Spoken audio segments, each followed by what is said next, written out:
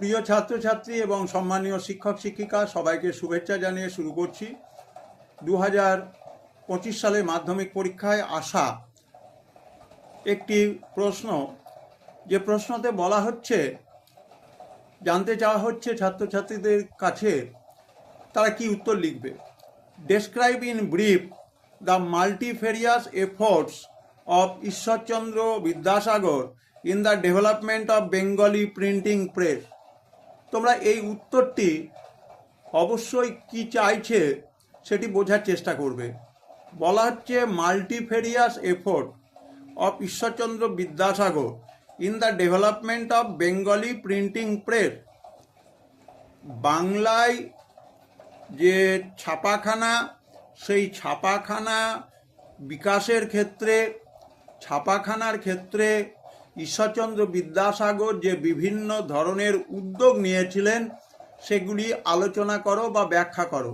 তোমরা এখানে কিন্তু বিদ্যাসাগর মশাইয়ের কোনো সামাজিক সংস্কার, নারী শিক্ষা এই সবগুলো আলোচনা করবে না, কারণ প্রশ্নটি পরিষ্কার রাখা আছে বাঙালির যে প্রিন্টিং প্রেস, ছাপাখানা বিকাশের ক্ষেত্রে ঈশ্বরচন্দ্র বিদ্যাসাগরের কী ধরনের বহুমুখী ভূমিকা ছিল।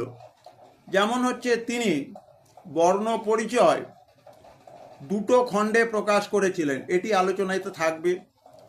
তিনি বাঙালির যে প্রেস, সেই প্রেসকে ব্যবসায়িক জায়গাতে নিয়ে এসেছিলেন, অর্থাৎ ছাপাখানা থেকে বই ছাপিয়ে সেটা বিক্রি করে বাঙালি যে অর্থনৈতিক ক্ষেত্রে স্বাবলম্বী হতে পারে সেই ধারণাটি দেখিয়েছিলেন।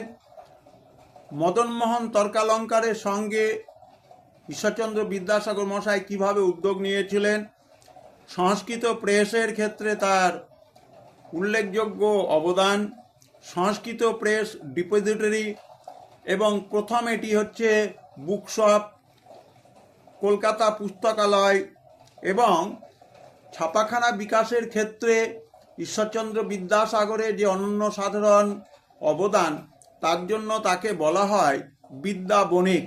অর্থাৎ তিনি ছাপাখানাকে ব্যবসায়িক জায়গায় নিয়ে গেছিলেন, সেই জন্য একই সঙ্গে তিনি ছিলেন বিদ্যাসাগর এবং একই সঙ্গে তিনি বিদ্যার বণিক, যার জন্য ঈশ্বরচন্দ্র বিদ্যাসাগরকে এই জায়গা থেকে বলা হয় বিদ্যা বণিক।